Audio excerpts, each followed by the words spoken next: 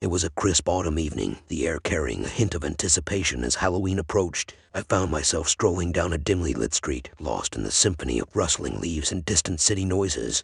The flickering streetlights created eerie shadows that seemed to dance menacingly along the sidewalks. As I rounded the corner, my eyes were drawn to an old, weathered brownstone. Its worn facade seemed to tell tales of bygone eras, a silent witness to the passage of time. It stood there, like a forgotten relic, amidst the bustling cityscape.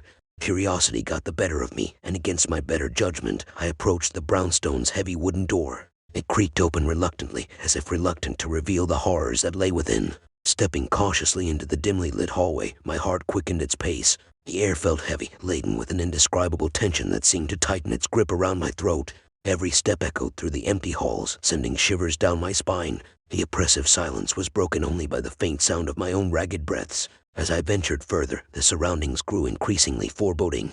The walls were adorned with faded family portraits, their eyes staring hollowly into nothingness. Dust-covered furniture stood as a testament to the passage of time, frozen in a perpetual state of neglect. But it was when I reached the upstairs landing that the true horror revealed itself. The door to the master bedroom was slightly ajar, inviting me to uncover the sinister secrets within. Hesitant yet unable to resist the lure of the unknown, I pushed the door open. My heart froze in my chest as I took in the scene before me. The room was bathed in an eerie glow cast by the flickering streetlight outside. The walls, once adorned with tender memories, now bore the marks of unspeakable violence. Crimson splatters painted a macabre tableau of unimaginable horror. My gaze fell upon the bed, where a family portrait stood, the frame shattered. Tears welled in my eyes as I realized what had transpired here. The family I had once believed to be alive and well had met a gruesome fate. News reports would later reveal the chilling truth that unfolded within those very walls.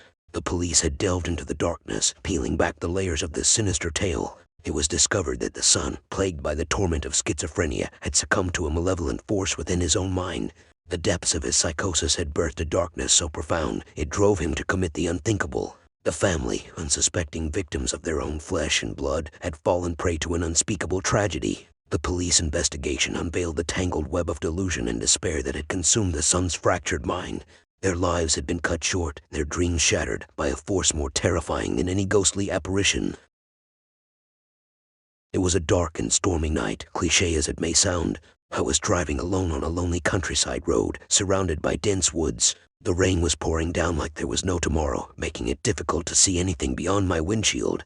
The only source of light was the flickering glow of my headlights, struggling to pierce through the thick curtain of rain. As I continued along the desolate road, a feeling of unease crept over me. I couldn't quite put my finger on it, but something just didn't feel right. The atmosphere was heavy, suffocating almost, and an eerie silence blanketed the entire area. Suddenly, my headlights caught a glimpse of something up ahead. My heart skipped a beat as I noticed a figure standing by the side of the road. A woman, drenched in rain and her clothes clinging to her body, was waving frantically for help. Without thinking twice, I pulled over and rolled down my window. She approached my car, her face pale and tear-streaked. She pleaded with me, her voice trembling. "Please, you have to help me. There's something terrible, something unimaginable. You won't believe it." My curiosity piqued, and a mix of fear and compassion compelled me to listen to her. She explained that she had been walking through the woods when she stumbled upon a hidden cabin, barely visible through the thick foliage. Intrigued and unaware of the horrors that awaited her, she cautiously entered the cabin.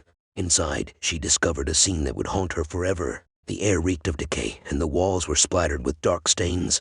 Furniture was overturned, and belongings were scattered everywhere. But the most horrifying sight of all was the scattered human body parts, discarded as if they were nothing more than discarded trash. Horrified and trembling, she fled from the cabin, fearing for her own life. She had been wandering through the woods for hours, desperate to find help, until she stumbled upon my car. Shivers ran down my spine as I absorbed the chilling details of her encounter. Without wasting any time, I offered her a seat in my car and called the police, providing them with our location. They assured us that they would be there soon. As we waited, a sense of dread hung heavy in the air. We were both on edge, fearing that whoever was responsible for this heinous act might return at any moment. The minutes felt like hours, and every rustle of leaves or distant sound sent chills down our spines. Finally, the flashing blue and red lights of the police cars pierced through the darkness, bringing with them a sense of relief. Officers fanned out into the woods, searching for any signs of the cabin and its sinister secrets. Hours passed as the police combed through the area. Eventually, they discovered the cabin hidden deep within the woods, just as the woman had described. As they investigated further, they uncovered a shocking truth. The grisly acts committed within those walls were the work of a deranged family, driven by madness and a thirst for blood. The police had stumbled upon a den of murderers, responsible for countless deaths. The family had managed to evade capture for years, their gruesome activities hidden in the remote countryside. My name is Sarah, and I live in a quiet suburban neighborhood. Nothing too fancy, just your average everyday life. I work a regular 9-to-5 job and enjoy spending my evenings binge-watching shows on Netflix. Life was pretty normal until these bizarre occurrences started happening. It all began innocently enough. I started noticing odd things around my house, things slightly out of place. Like one day, I found a hairbrush in my bathroom cabinet, and I swear I hadn't touched it in weeks. I chalked it up to a momentary lapse of memory or perhaps a mischievous roommate playing a prank. But deep down, I couldn't shake the uneasy feeling that something wasn't right. Then came the sounds, strange noises in the dead of night that woke me up in a cold sweat, footsteps creaking on the stairs when I was home alone, or faint whispers that echoed through the walls. Every time I investigated, though, there was never anyone there.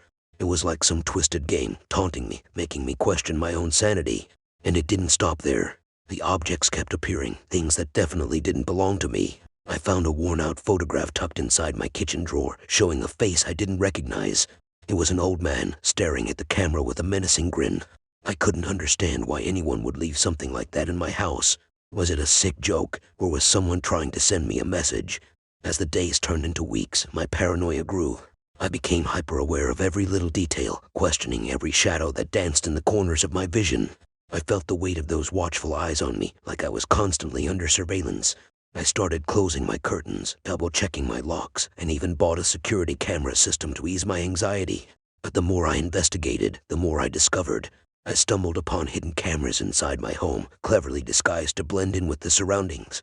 Panic surged through my veins. Who would go to such lengths to invade my privacy? The thought was sickening. My sanctuary had become a trap, and I was the prey. Driven by fear and a desperate need for answers, I delved deeper into the mystery. I scoured the internet, looking for clues, trying to make sense of it all. And that's when I stumbled upon a chilling discovery, a series of news articles reporting on a string of unsolved disappearances in the area. People had vanished without a trace, leaving behind shattered lives and unanswered questions. The pieces of the puzzle started falling into place. I realized the horrifying truth. The man had been watching me for weeks, studying my every move, and his intentions were far from innocent. I shudder to think what might have happened if I hadn't followed my instincts and escaped when I did.